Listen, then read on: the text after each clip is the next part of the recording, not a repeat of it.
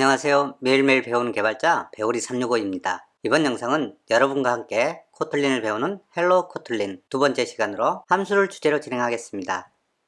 함수는 집 지을 때 벽돌이 꼭 필요한 것처럼 프로그래밍 개발에 있어서 매우 중요한 요소입니다. 주요 사용 목적은 여러 번 중복 발생하는 코드를 하나의 함수로 묶어 재사용할 수 있으며 복잡한 기능을 구현한 코드를 여러 개의 작은 단위 함수로 분리하기도 합니다. 예를 들어 4층 연산 기능을 구현한 코드를 더하기, 빼기, 곱하기, 나누기 각각의 함수로 분리하면 개발도 쉬워지고 유지 관리하기도 좋습니다. 여러분들이 개발자가 된다면 대부분의 시간을 함수를 구현하거나 아니면 함수를 사용하는 데 보내게 될 것입니다. 자, 그럼 코틀린 함수를 만나러 가보실까요?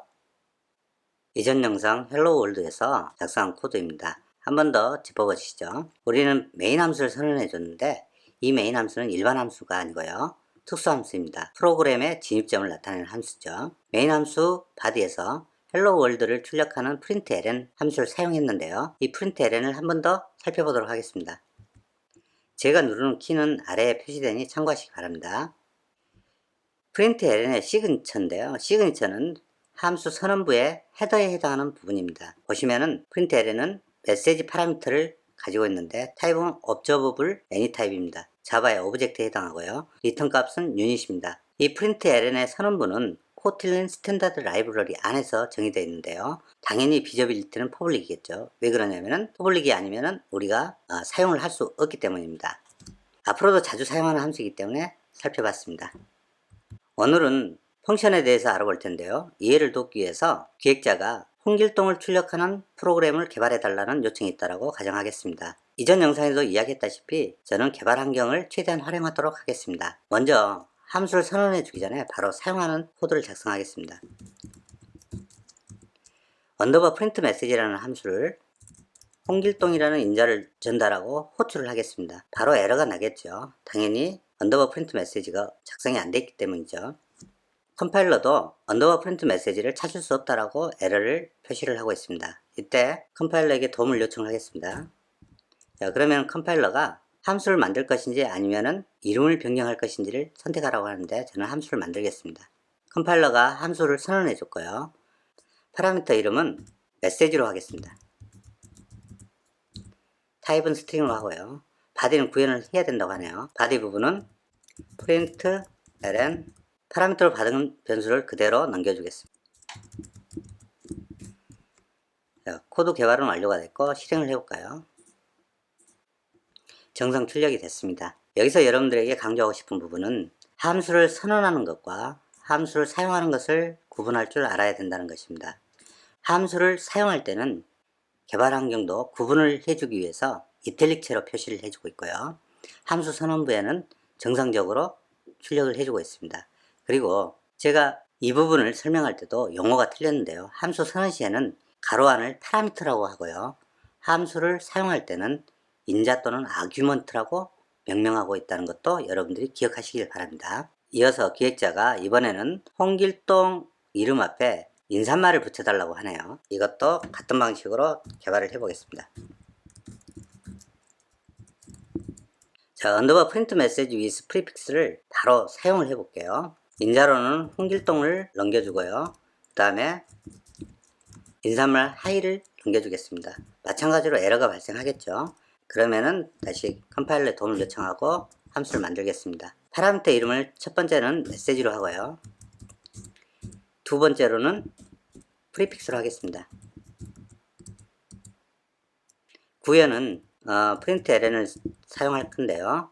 이번엔 스트링 템플릿을 사용을 해 보겠습니다. 아직 배우지는 않았지만은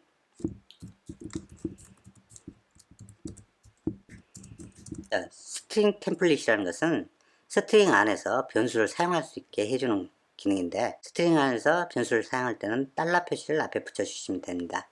이것을 스트링 템플릿이라고 합니다. 자, 실행을 해볼까요? 하이 홍길동이 출력이 됐네요. 정상적으로 출력이 됐고 함수 선언을 할 때 디폴트 파라미터 밸류 값을 지정을 해줄 수가 있는데요. 프리픽스에 디폴트 값을 주겠습니다. 헬로우로 줘볼까요?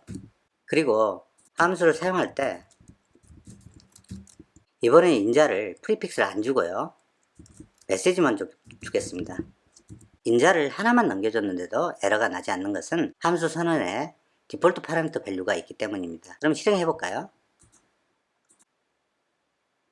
자, 정상 출력이 됐네요. 함수를 사용할 때 파라미터 이름을 사용할 수 있는데요. 파라미터 이름을 사용해서 다시 한번 프리픽스를 해줄까요? 프리픽스에는 KKK를 주고요. 그 다음에 메시지에는 홍길동을 주겠습니다. 자, 이렇게 해도 정상 동작을 하는지 확인해 보겠습니다. KKK 홍길동이 표시가 됐네요. 정상 동작하는 것을 확인했습니다. 이번에는 리턴 값을 반환하는 함수를 한번 알아보도록 하겠습니다. 프린트 ln 하고요. sum이라는 함수를 호출을 해보죠. 당연히 에러가 날 거고 컴파일러에게 도움을 요청하겠습니다. 파라미터 이름을 x로 주고요. 두 번째 파라미터 이름을 y로 주겠습니다. 그리고 리턴 값은 인티저로 줄게요. 리턴 키워드를 넣어주고요. 여긴 이름 그대로 x와 y를 더해주는 값을 리턴하겠습니다. 코드가 완료됐는데 정상 동작하는지 확인해 보겠습니다. 3이 리턴됐네요. 정상 동작함을 확인했습니다. 이번에는 기획자가 회사 직원 모두를 출력하는 프로그램을 요청을 했는데 다행히도 회사 직원 수가 4명입니다. 한번 해볼까요? 프린트 all이라는 것을 바로 바로 사용을 해볼게요. 홍길동, 그 다음에 박길동, 그 다음에 김길동, 그 다음에 배우리, 이 4명이 회사 전 직원인데요. 마찬가지로 에러가 발생한 부분을 수정하겠습니다. create 펑션 하고요. 자, 이번에는 파라미터 이름을 그대로 줄게요.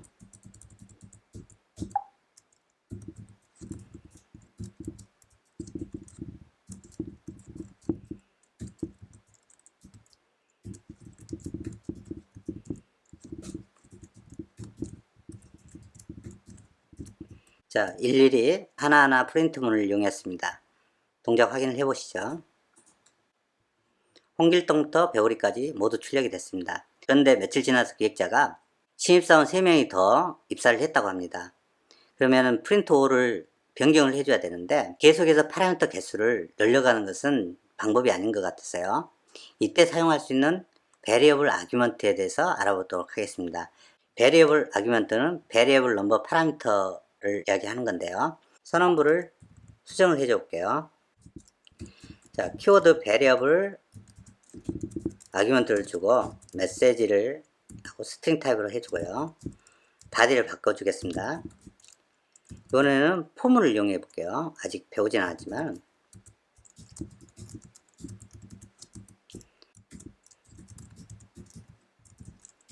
자, 포문을 순회하면서 m을 출력하라고 수정해 줬습니다. 실행해 볼까요?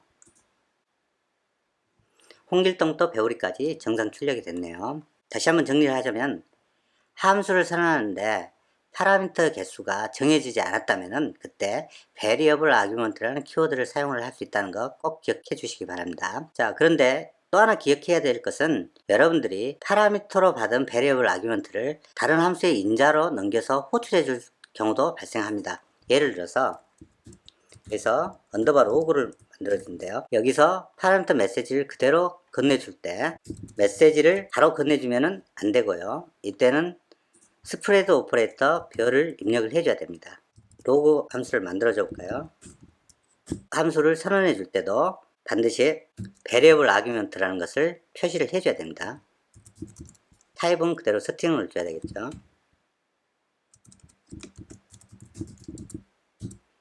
자, 코드는 위에 것을 복사를 하겠습니다. 자, 이걸 다시 한번 출력을 해볼까요?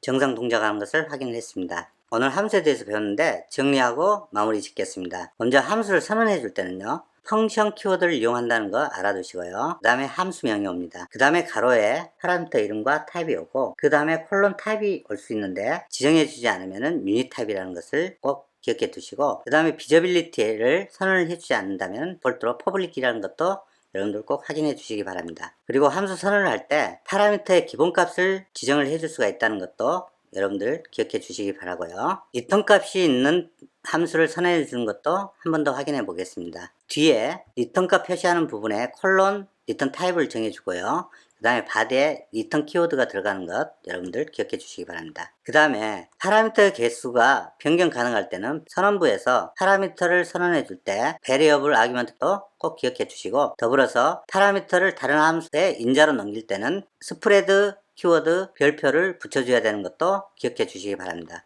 선언된 함수를 사용할 때 여러분들 기억해 주셔야 할 게, 파라미터 이름을 이용하면은 파라미터의 순서를 지켜주지 않아도 된다는 것도 확인해 주시기 바랍니다. 디폴트 파라미터를 이용하게 되면은 디폴트 파라미터에 해당하는 부분을 함수 호출할 때 값을 주지 않아도 된다는 것 여러분들 확인해 주시고요. 기본적으로 함수를 사용할 때 개발 환경이 파라미터 이름을 보여준다는 것도 기억해 두시기 바랍니다. 오늘은 여기까지 함수에 대해서 알아봤고요. 다음 시간에는 변수에 대해서 알아보도록 하겠습니다. 감사합니다.